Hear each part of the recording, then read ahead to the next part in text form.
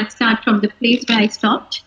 That is where from which point, which is important also. So this cytokine storm involves lot of so many mediators like interleukins, TNF alpha, and all sort of things. I have colored few because that is what is more. They have found that more prognostically important markers, which is interleukin 1/6, IL-6, and C-reactive protein, and the procalcitonin and ferritin. And there are other prognostic markers, which is the D-dimer and the troponin, which is not included to the cytokine storm, but as the marker. So we can use this to see what the marker, where we are. And if I go through the expression of the SARS-CoV-2, how do they express to us? Of course, we have asymptomatic and we have symptomatic infections. And my interest today is for severe disease, which occurs at a mean of 7 days after the symptom of onset of pneumonia. So that is where the timeline has been given, because until up to 7 days they can be, but 7 days is the usual mean time given of a pneumonia, starting of a pneumonia to become a severe disease. And it can be very severely hypoxemic and require the oxygen support or mechanical ventilation. And there are so many identifiable risk factors. I deliberately removed that part because what we thought were risk factors is no more sometimes. Say the age more than 65 is now the younger age is also coming up. So there are so many controversies. So I removed, but on the whole, we all know it's the other comorbidities and the age and all pregnancy and immunocompression, suppression, diabetes, all these are identified risk factors. And this important concept of hyperinflammatory syndrome, which is the very important one, which comes, they say, approximately 5 to 10 days after the symptom of the onset. And if that occurs, it will be the widespread rapid worsening of the respiratory status and alveolar filling pattern on imaging, if they go by the imaging. And if you go by the laboratory markers, there's a marked elevation of these particular ones that I have earlier pointed out to you. And the patients may progress to multi-organ failure as a result of this storm. And obviously, there are vascular diseases coming up as well, which is the microvascular thrombosis and the venous thromboembolism. And this is what it is. I wish I have the highlighter. Yeah, if it is like this, say if it's a mild COVID, as I told you, the infection, when it comes to the infection, the symptoms starts coming up, and then the virus detection, as you can see, an inflammatory phase, and then the patient is expected to recover within this stipulated time. So this is where the mild disease comes in, and most of our patients are coming under that. And if we are in the world figures, it is 80%. And when it comes to severe COVID, as you can see, that was, if I put the previous one also on top of it. And now you can see the clear difference. Look at the symptoms, or rather the virus shedding is being carried on. It is continuous. And also the virus detection is continuous.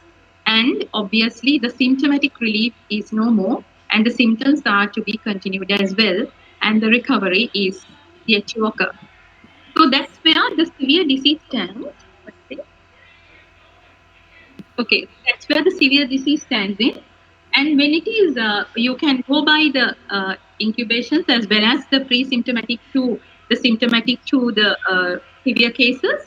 And what happens in the laboratory investigation, say like the chest x-rays being started to be changing here, like that, or are the elevated markers are going to be here. I'm sorry that it may be very visible, but that's what it says. So the stage 1 with the fever, cough, myalgia, and all sort of things. And it comes to stage 2, where you get these changes. The patient exhibit the shortness of breath and hypoxia, and they move into the sort of ARDS and the shock and all these things here. So that is where it is. So this is the natural progression of the mild disease and the severe disease. So what are the goals and optimum timing of the treatment? That's also in line with the same thing. Okay. So if this occurs, if this is the red one is the representation of the RNA level, that's what we are checking. So with that, there's a place for antivirals, which is being dying down. They are in the early stages. There's the response to the early stages, but not later. And then the immunomodulators comes up like this, and the adjuvants can run right throughout. So these are the two things that you need to remember when they are asymptomatic or mildly symptomatic. Antivirus has a major place, but the time goes on, it is died down, right? So that is where the optimum timing of the treatment. But if it is this easy, we would have been managing this patient very easily. But why the difficulty? What's the problem? So there should be something.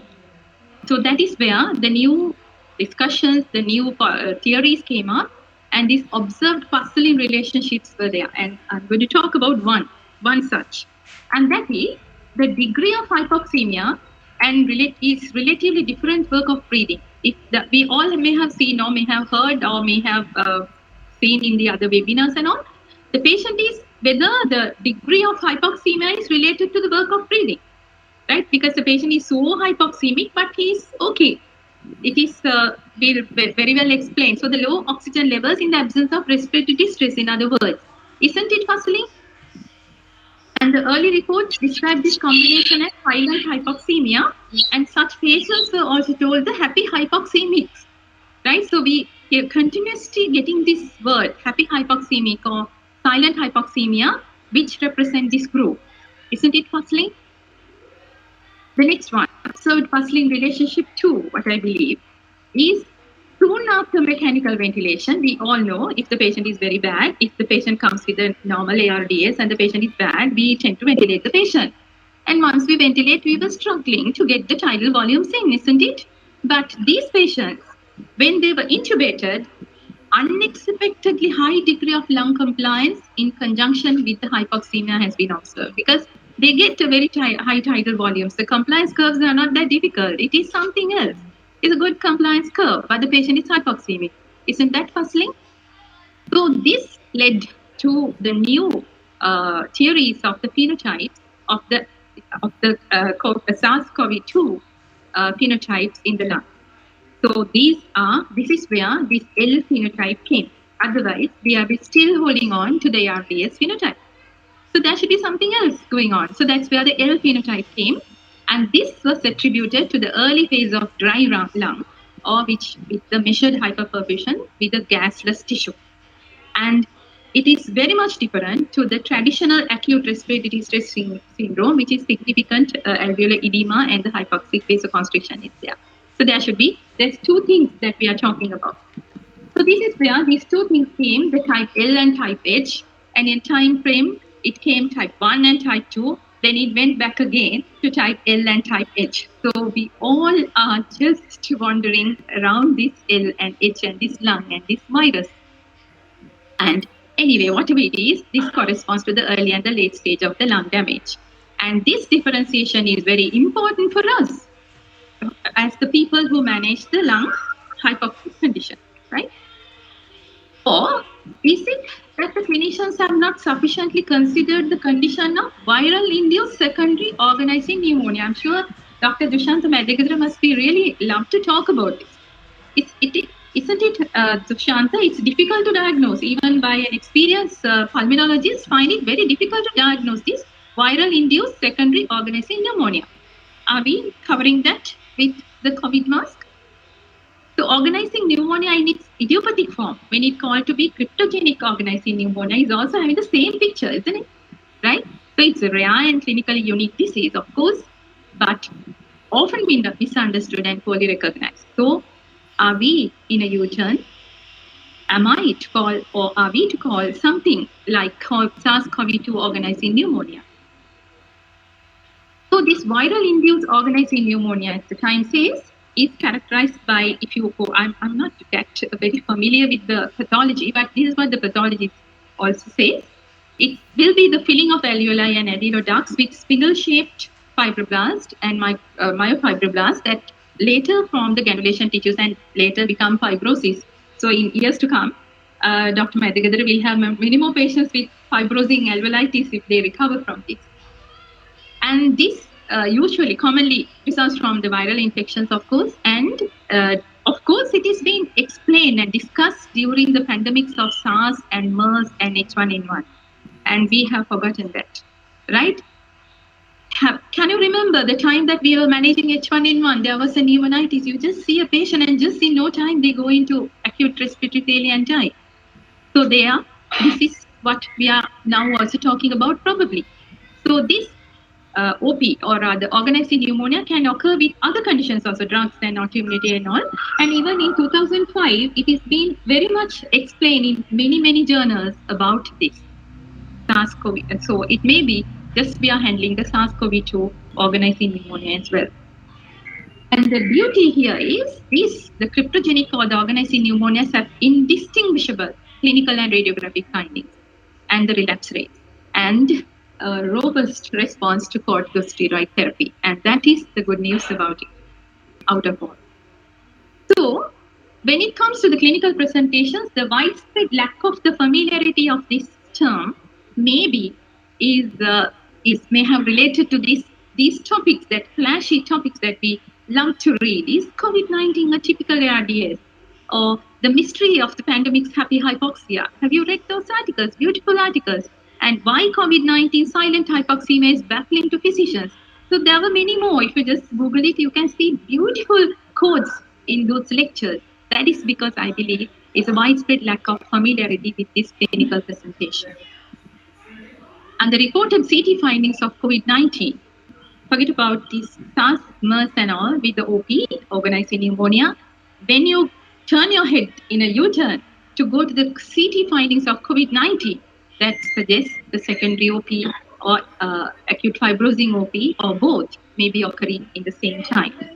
And the clinical, radiographic, histopathological, and treatment response characteristics supports the conclusion that the SARS-CoV-2 induced secondary OP or acute fibrosing OP or both in the underlying cause of COVID-19 respiratory distress in majority of patients. And I had to put the question mark there because it's not well proven yet. And there are so many supporting factors for that, and that is the OP typically presents with mild dyspnea. If you say, I'm sure Prashanta will agree to me, when it comes to H1N1, MERS or SARS or whatever, this OP, if you say, it's typically presents with mild dyspnea.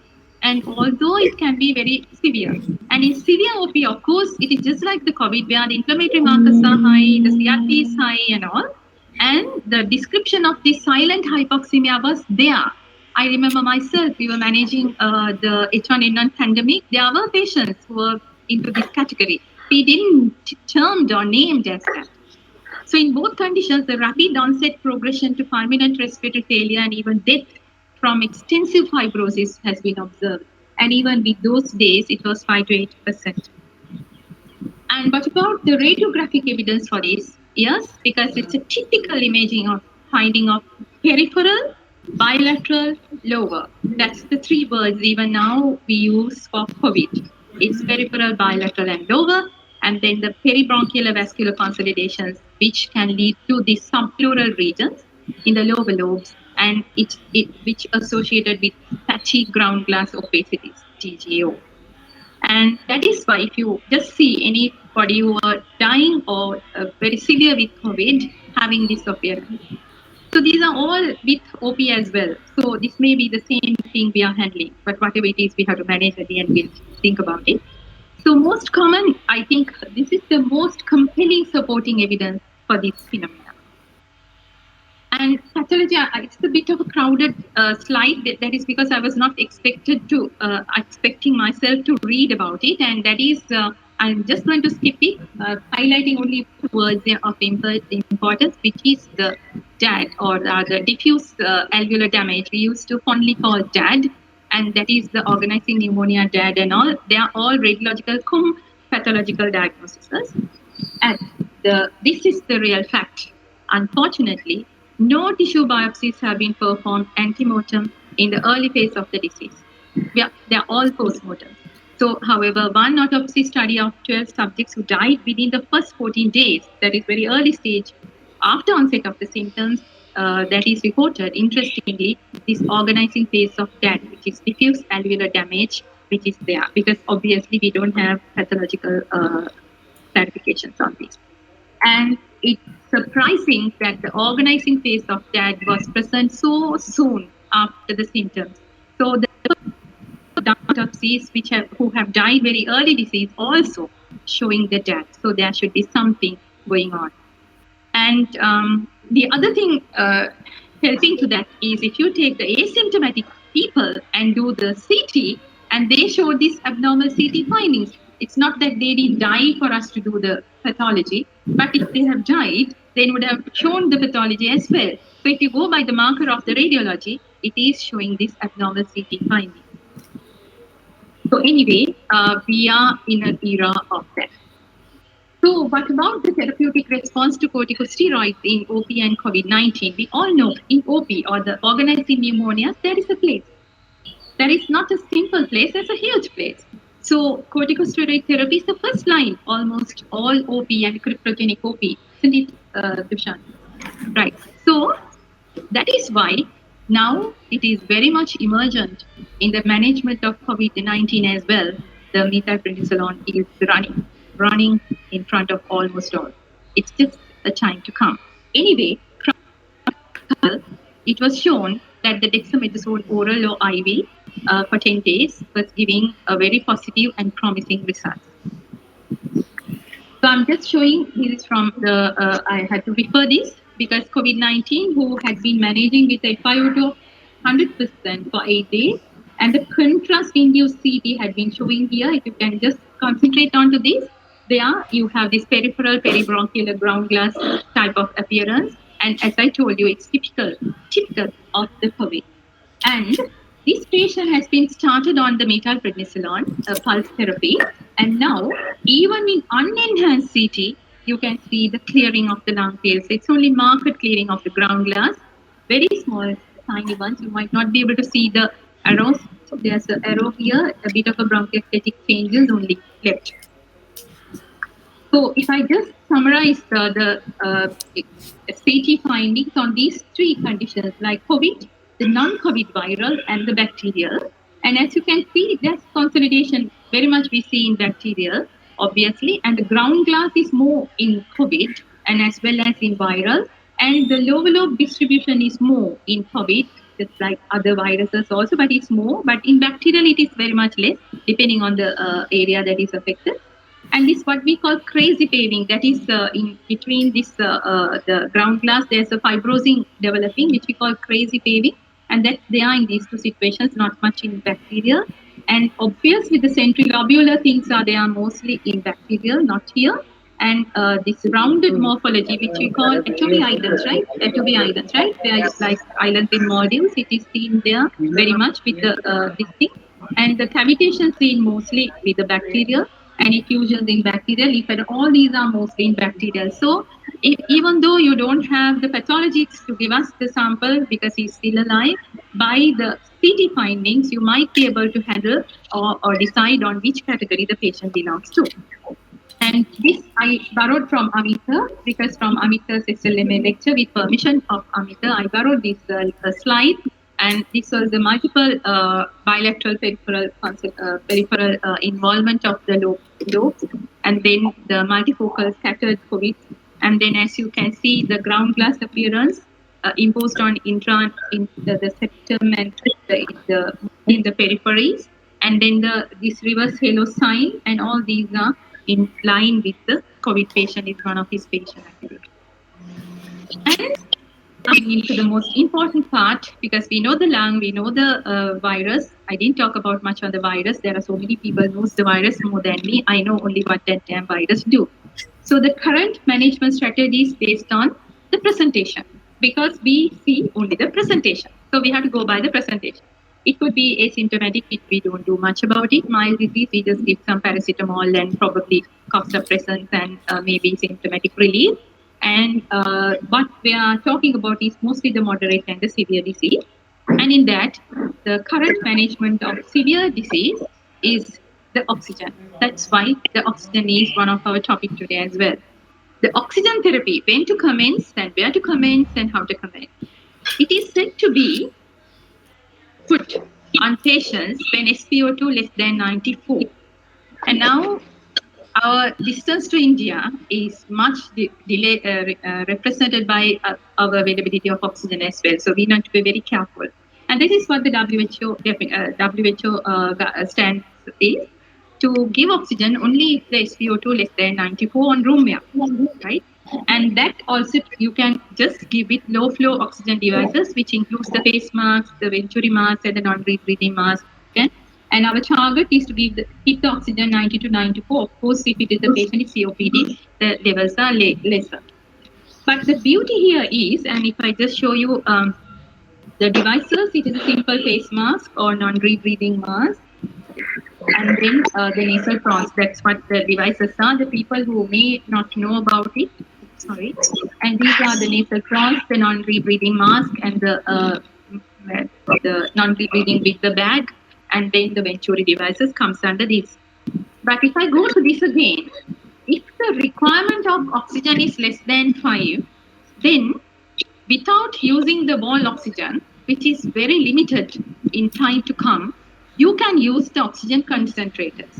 Where the respiratory physicians are very much familiar with the oxygen concentrators, because some people are even having it in the home level. But even in hospital level, we are having concentrators, which I will present you in time to come. Where and all in this country, the oxygen concentrators are, and you can use the concentrators, not wasting the pipeline oxygen. And of course, this is done. Then I'm not going to talk about the self-proning here, which is an entity came because it was again just like the others, going here, going there. Say prone, prone, prone, because the pathology was this. Then they said don't prone because the pathology was this. But now finally, the proning has become there, but change. It's not advisable to have the full proning. They say it's the same with the left laterals and the right lateral proning as well. But the beauty here is this severe disease has a place of steroids, which we are giving now also according to the guideline, as well as a recovery trial, 6 milligram per oral or IV for 10 days, and then until the hospital discharge, whichever comes first. And because it seems to be like patients who are requiring oxygen is supposed to be getting this dexamethasone. If dexamethasone is not available, then you can consider an equivalent dose of oral prednisolone. If Dushanta, very hot put by your college, right? And it was newly added to the guidelines, newly yet to come. And that is you can give prednisolone for prednisolone 32 daily or hydrocortisone 58 hourly. There was another closure here about the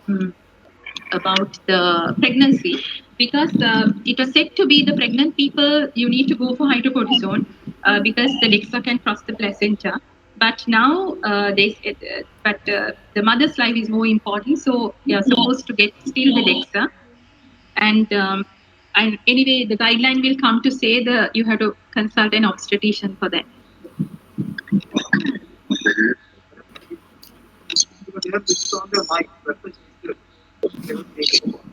Are you going?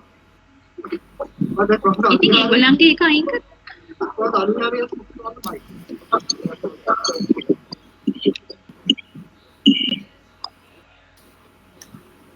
ඒසලට කියන්න mic එක of කරන්න.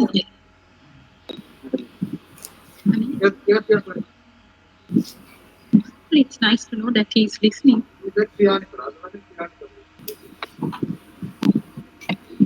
So we can tell from here if they are listening.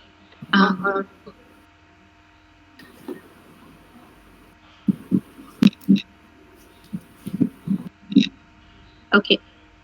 All right. You can mute them. Yeah. Okay. Right. So, hi. So the dexamethasone, so it will come when it is the patient is pregnant. What to do? That was a question. So it was there with the last guideline, Kushanta. It should go by the hydrocortisone because the DEXA can cross the placenta. Then now your college says the mother's life is more important. So the new guideline will come to say we have to discuss with the obstetrician. Anyway, and the anticoagulation again debated so much. But anyway, these are severe patients, so they are not getting the treatment dose. They are getting the prophylaxis dose. And the doses and the choices are said in any book you can see. Enoxaparin 40 daily in all patients, irrespective of the weight of the patient. That's the beauty of it. The previous one said per kg. It is now the single dose, not single. The dose is definite dose. And then only changes were the people who are having the creatinine clearance, and depending on that, if it is end-stage renal failure and all, these are changed. And the cautious antibiotic is these two and ceftriaxone, and as we newly put all the time, you better discuss with the microbiologist before you give that thing. And when it comes to the severe with progressive desaturation, that is now those groups who are getting the dexamethasone and the if plus or minus antibiotics, but with the BT prophylaxis and oxygen by the low flow are the people who are having the less than 94% oxygen. But if they go down to less than 90% as a singular indication, 90% on maximum oxygen therapy is a standalone criteria for them to go next management strategy. Or even if the patient are having 94 less, maybe between the 94, having these things, which are the evidence of the deterioration assessed by the following criteria. That is, if the patient shows the respiratory rate is high, more than 30, and excessive use of accessory muscles and the thoracoabdominal synchrony, or the radiographic infiltrates, the College of Pulmonologists added this, which is more than 50%. It was not said earlier. So if it is more than 50%, and the PF ratio, which is by the arterial blood test, we can get the partial pressure of oxygen and the FiO2. If it is less than 300, and the SF ratio was kept because our country, all the patients, they cannot get the arterial blood gas, so go by the saturation and the fraction figures, and any of these things. So evidence of deterioration, and even the XPO2 is 90 to 94, the patient should be moved onto the other category. And what are we going at that category? Now, that is also by the oxygen, but this time it is high flow oxygen. So oxygen more, right? So we have couple of choices or options, and one is the nasal or high flow nasal oxygen therapy. And should be starting by 15 to 30 liters per minute, which can escalate up to the 40 to 60 liters per minute. But this thing also added newly, because if we are to use in this rate, I will show you in no time we will be finishing oxygen, and will be not that far to India, right? So consider using it intermittently, not continuously, depending on the patient's requirement. And before you go ahead, check the hospital capacity of oxygen supply, because there are some other modes, even though not very evident at this stage, is using less oxygen. And if the target is the same, which is 90 to 96, and the lower in the COPD group. So now, if we move in this patient to the severe category, the low flow oxygens will not work. You have to go for high flow, which is high amount of oxygen with high flow, and this is one therapy, not one. And this is what it is. And as you can see, the air oxygen blender will get the maximum amount of oxygen. Like this, the patient, you may have seen this enough. And the other options are either CPAP or non-invasive BiPAP. And in both situations, the guideline is very clearly says what to use, what CPAP level to use, and what circuit to use. And if it is a single tube, if it is a double tube, what setups to use. All these things are there in the guidelines. But depending on, but you have to remember to put the viral filter between the mask and the exhalation port. And if it is an NIV, where to put the escalation port, and all are very, very important to prevent the repeat. And these are the Proning again is to reduce the DQ, and it can be combined with any of these three. And here comes the pinnacle of the management. Here is the invasive ventilation. Now, if the patient is not responding to non-invasive ventilation strategies, as you can see, we have now said, not we, the whole world has now said, the patient needs to move to the invasive ventilation early. That is, without going into this particular thing, but I have said, prevent the self-inflicted lung injury, which we call PSILI, right? PSILI, S-I, self-inflicted lung injury. That is, if you let the patient to breathe faster, even though you are giving oxygen, they can have some sort of a damage, which is called a self-inflicted lung injury. So to prevent that, you don't waste so many time. I have put the same thing, cut and paste from the guidelines, where that's why the next is there.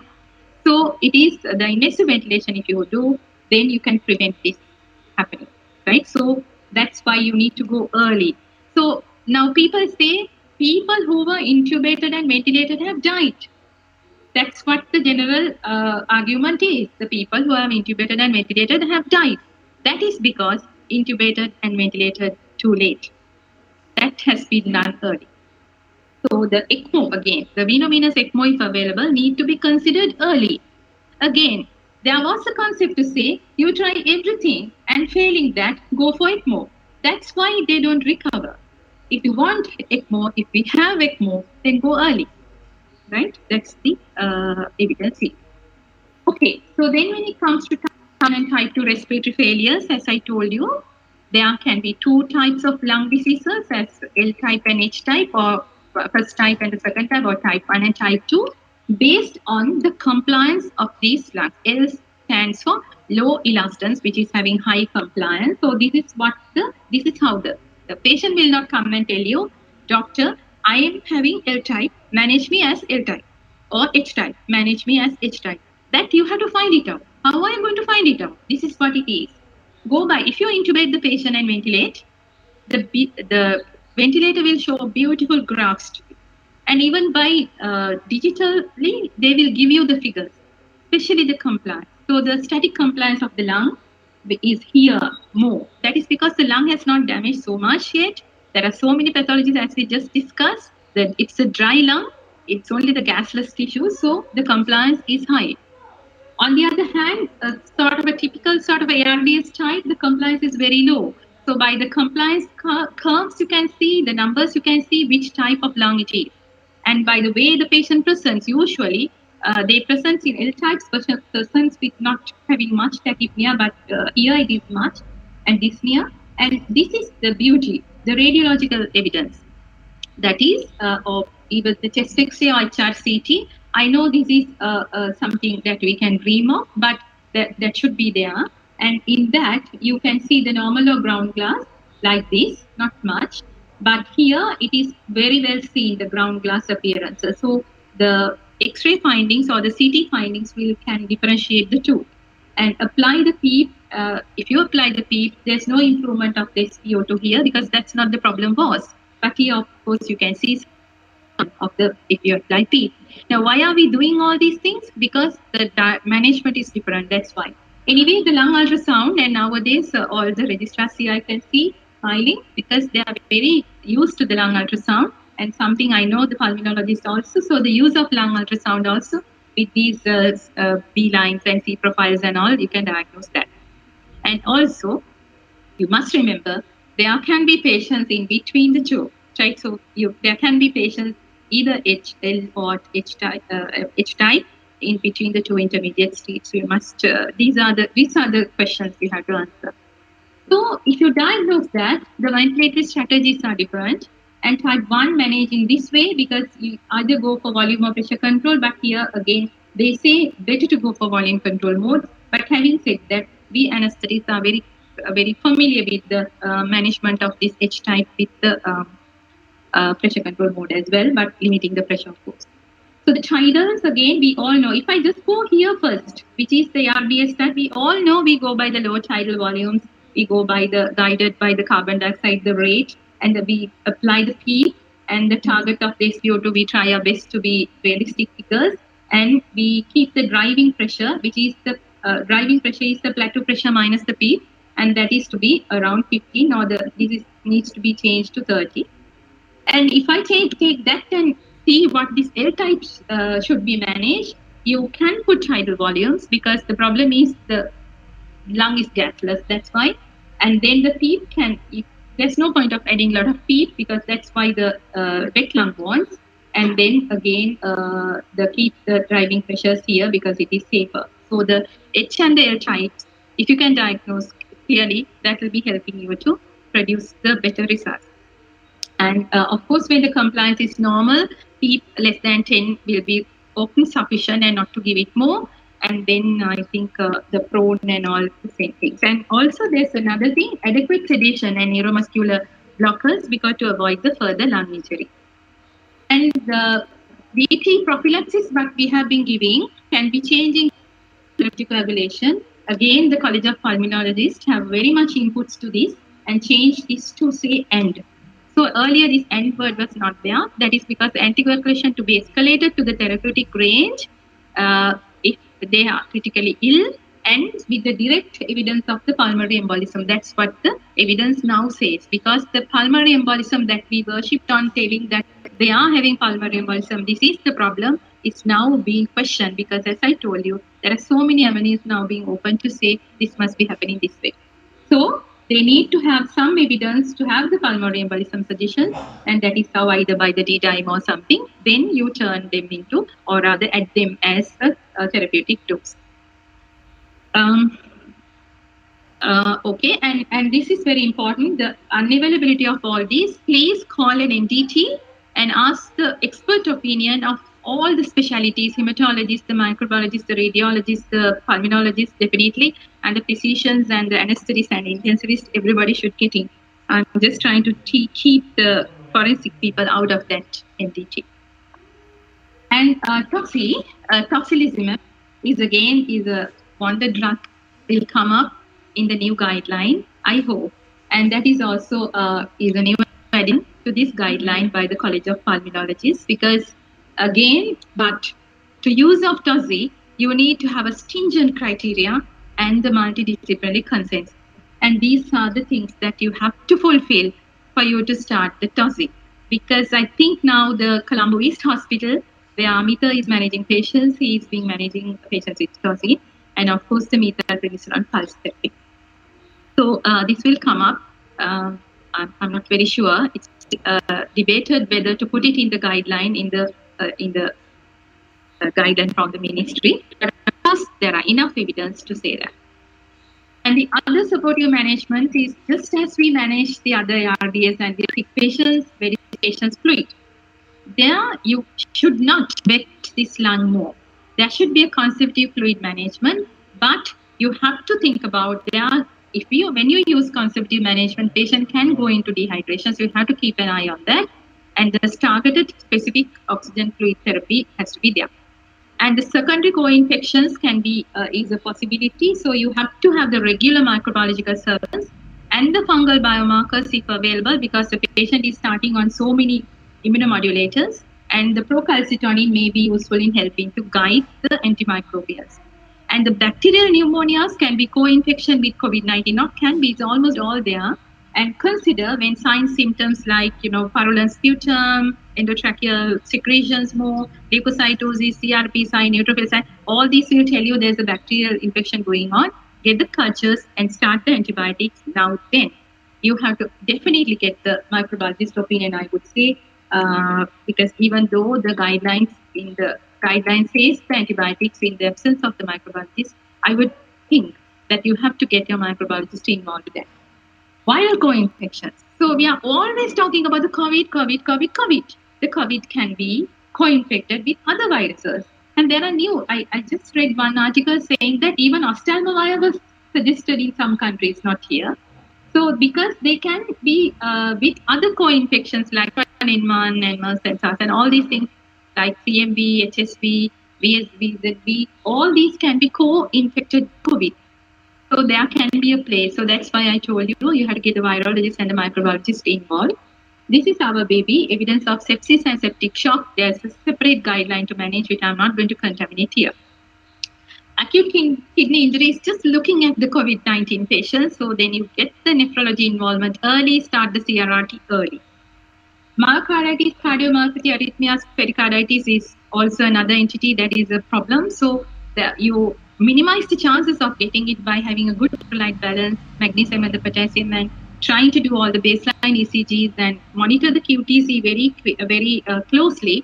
And of course the troponin, because it's a prognostic indicator as well. So you need to think about the myocarditis.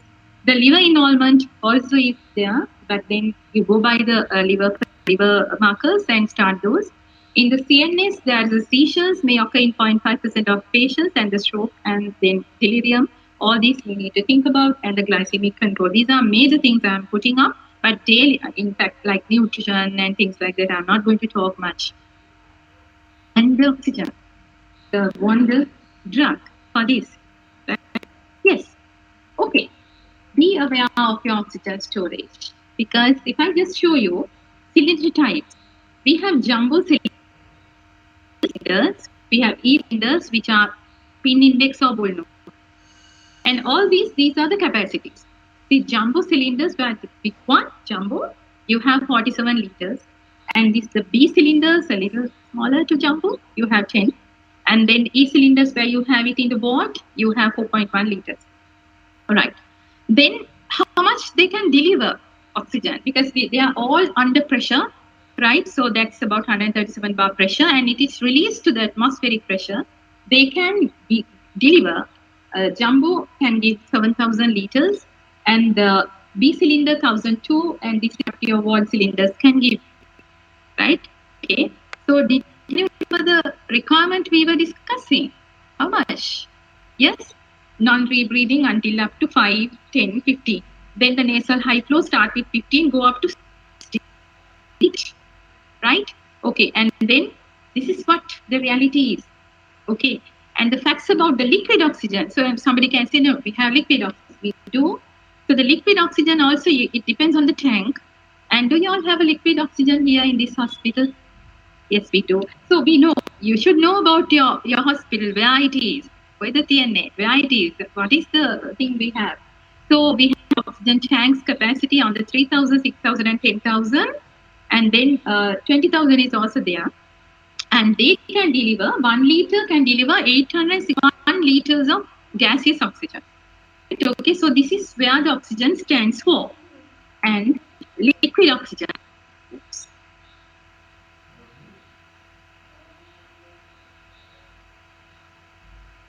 Liquid oxygen, and this is a bit of a physics, but I'm not going to talk about it. So you have it in liquid media with a smaller bar pressure, with a temperature of minus 180, because when it comes to critical temperature and all these things are physics, and then it comes out as the gaseous oxygen. And this is the gadget we have. We remember where it's in your hospital? Where is it in your hospital? Huh? You should know where it is. Right, okay. Yes, okay.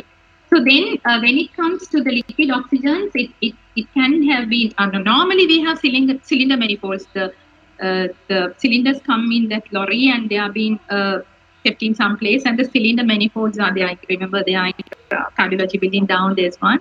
And when we were registered, we were sent to see those things and count the numbers and come. Hope you can remember over there. So that's what you need to know about your oxygen. That's cylinder supply. But here, what I'm trying to tell you is the liquid oxygen also can, this will be connected to the liquid oxygen as well as to the cylinder oxygen if you have. Which way? Looks this place didn't have the oxygen plant. No? They have only the cylinder. Now they have. Okay, so then this slide is very crowded, but I wish you can read. I will just spell it out for you. Yeah, I think I put it in fraction. This is the capacity of a country, and I have taken it up in an district basis. In Sabaragamuwa, we have the capacity of this, of liquids, and how full it is at present, and refilling, how frequently we have to do in this hospital. And this is southern. So we have it in Karapitia, Hambantota, Tengol, and Balapitia. And northwestern we have in Kuliapitia, central province. Yeah, it is. So the Gaul we have here, and central we have yours, Bandaranaike. We have, I haven't forgotten to put Peradeniya, I'm sorry. So Nuwara Dambulla and Matane, we have Peradeniya as well. So this is how it is. So we should be having some idea of the liquid oxygen currently, how much we have, and how frequently we need to fill that up.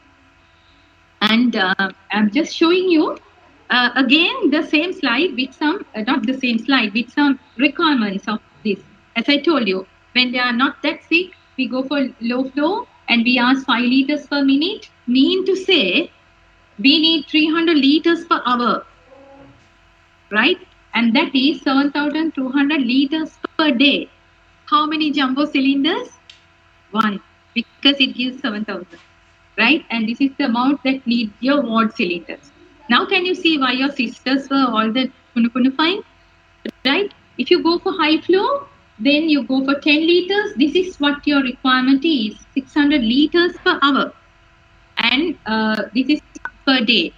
And little less than this, it entraps the air as well. But I have just put like 100% oxygen. If you need how much you need just to open the eye of the people, we have put the highest amount of concentration of oxygen you're using to 100%, right? So if you go by the 60 liters per minute, which is but normal high flows in the your ICUs are, and you are using 3,600 liters per hour and 86,400 liters per day for one patient, and how many jumbo cylinders, right? And if you use CPAP and NIV, and then you the two figures, 8 or 25, you can go even up to 30 liters, but you can see not much, right? Okay, so 460 liters and 11,500 liters per day. And 25 liters, if you go by this will be here. So by the popular choice, would you please raise your hand if I ask the vote for CPAP? You might, right? That's why we have been getting bombarding the oxygen nasal high flow people nowadays. Don't discontinue this or not. But look at the reality. This is how we are getting closer to India, right?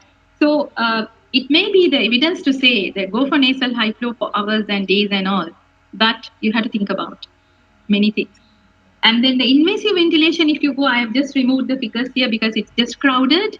If you take the 50 kilogram ordinary man, and per patient, I'm sorry, this needs another part. I have missed that part. If you are using 6 liters per minute, you need only 360 liters per hour and 8,640 liters per day. That itself is big. But when you compare to the nasal high flow, it is comparatively less, right? So we need to rethink. So that's why we said if the requirement is less than 5 liters, please go for oxygen concentrators if available. And need not to use continuously. These two asterisks would have come for the nasal high flow. That is to say, need not to use continuously, and you consider using the intermittent ones depending on the patient's oxygen requirement. Okay? And just a word about the concentrators. Now we have pulmonologists have the bedside concentrators. What they do is, this is the theory, they get the room air and they have these valves, so light towers and nitrogen. What they do is they remove the nitrogen and they get the oxygen, right? So that's what the concentrators do. So I'm sure, Dushanta, anybody comes and asks anybody, not not only the COVID, before that, he used to ask about concentrators to keep in the ward because, and to send the patients home. So these are home-based ones can be there. I'm not talking about that. We are not talking about that. It can be, but this is a commercial or the hospital concentrators. There you can do it in a bigger scale, right? And if I go by the concentrators in the Ministry of Health at the moment, we have 11 in numbers, and this is how it is being distributed. Any idea why it is northern and eastern more out of the politics? Any idea? Because it's far. So we will take time to the others to go there. So if you give the concentrators there, they can be sufficient for some time. So that's why it is being put to the northern and the eastern province, which I believe is a very good thinking, right? And over. So there's one more to send. It's actually 10 in numbers. There's one more to go, and this is where it is going to be planted, right? Okay. So we have big concentrators, and the concentrators are the one large oxygen concentrator can fill up the beauty. And I think I'll give very much support to this. They can fill 40 to 45 jumbo cylinders. If you have a big concentrator, you can fill 40 to 44 jumbo cylinders. And these mobile concentrators are of various capacities, like, when they mostly used for home. If you want 1 bar ones, these are the two. If you have 4 bar ones, that is 4 bar is the pressure that it comes to, you can have these two, right? But this picture is I borrowed from my dear student, or not student, my fellow consultant, Dr. Anupa Hera. And this is what Anupa's hospital is having. He has the concentrator, and he keeps about 30 jumbo cylinders next to them, and he fills it quickly, right? And this is being connected. This being connected to the wall oxygen, and when the filling is needed, it's only the pressure is little low, and the alarms are happening. But he says with this concentrator, he manages his ICU, his theater, and SBU, and the A&E as well, right? So you can use. I'm talking about Trincomer, right? That's where he works. And with permission to our Anupa, this picture was his oxygen. Right? So then why aren't we having concentrators all the time then? Why are we bothered about this plant and all? Why not have the concentrators everywhere? Ask Mr. Whoever to give the concentrators. It's not that pure. That's why it's not that pure, right? So in a situation like this, it may be, but if it is in reality pure, it's not pure oxygen. So the nitrogen may be there, right? It's not purely taking out. That's why. So that's a bit of a disadvantage. Okay.